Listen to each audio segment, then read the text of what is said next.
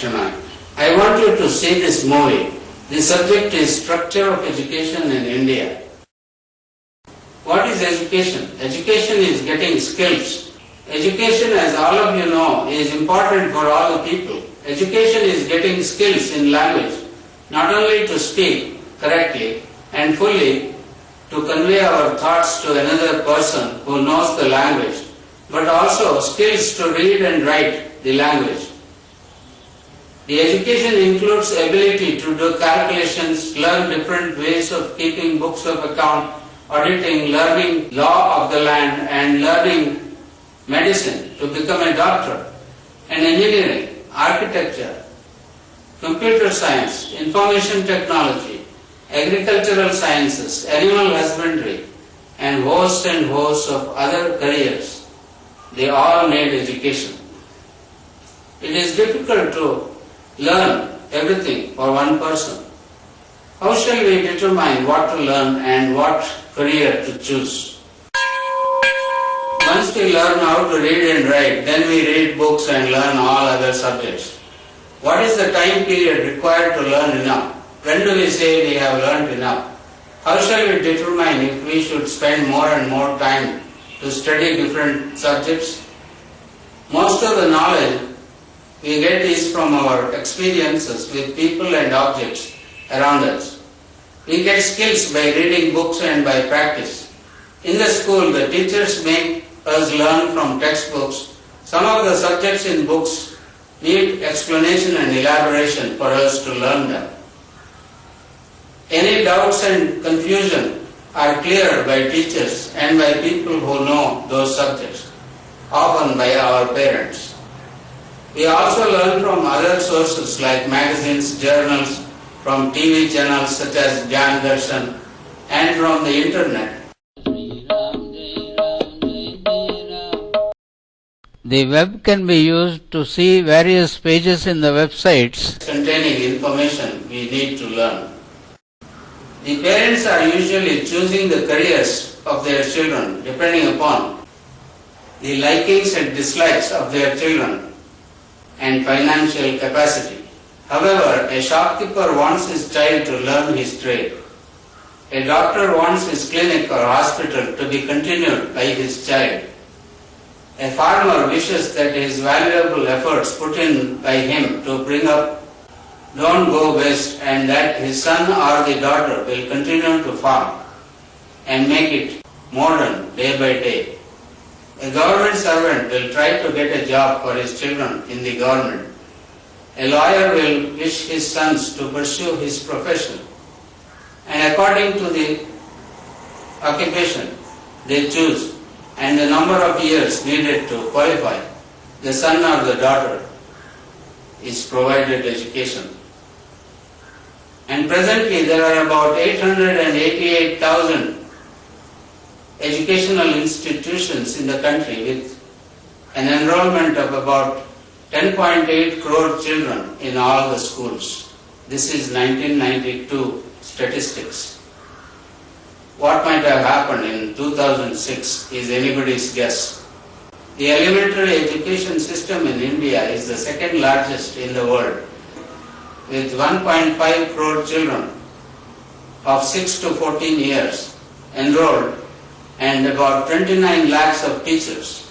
This is about 82% of the 6 to 14 age group, with about 18% of children missing out on schooling. This is 1992 statistics. A uniform structure of school education, that is 10+2 system, has been adopted by all the states and union territories in India.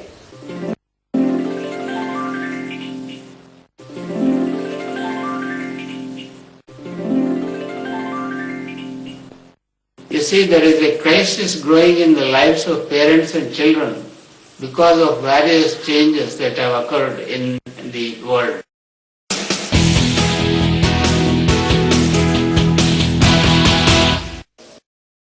A man could depend upon his sons and spend his old age in the company of his children and grandchildren in comfort.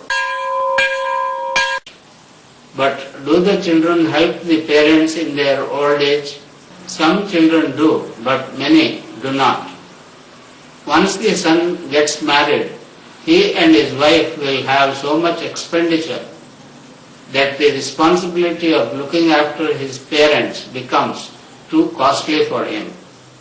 He cannot set aside any money to look after his parents. This is a situation all of us have to think over. When there appeared birth control methods after the Second World War, then began the period of smaller families.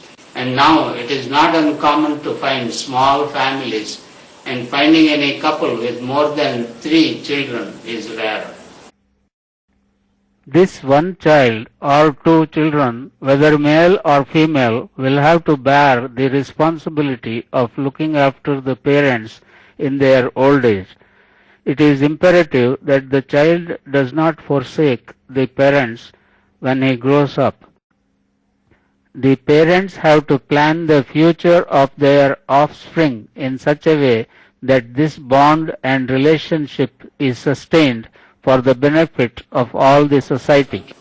The parents spend their lives to bring up the children and provide them education so that when they move out, they are able to earn their livelihood and settle down in comfort in their lives.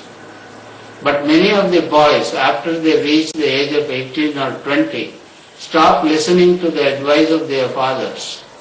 If the father wants to discipline his son and make him follow his advice, such as in selecting his son's career, whether the son should stop education after certain class and join him in his trade, or help him in agriculture in his estate or land, then the son may not agree with his father. We have to bring back our family into a useful unit for all, but especially for the grandparents. Now the fathers are thinking deeply and wondering if they should work so hard to make more and more money to give their sons an education, but in turn get abused and neglected by the sons in their old age. Should they continue with this costly education by which they are going to end up losing security of peace and tranquility in their old age? If that is the case, it is necessary for us to make specific plan not to fall into this endless gorge of hopelessness. We have to reclaim our lives and our future. The problem lies not in our sons, but in the system of education we have been following. At present, a child enters a school where the parent will have to shell out large amount of money right from the beginning for tuition, for books, for uniform and for transportation. When he completes 5 costly years, he has attained the age of 10 and learned how to read and write and all the useful skills like naming the days of the week, names of the months of the year, and add and subtract and multiply and divide numbers. He can read books and newspapers. There were surveys conducted To find the views of parents about education, one of which done in Uttarakhand region of UP has the following findings, and I think these are applicable to India in general. There is contradiction regarding the role of education, whether getting a job or whether to become a good person. Education should not only make a person fit to obtain a job, but also make him honest, committed, kind, considerate, and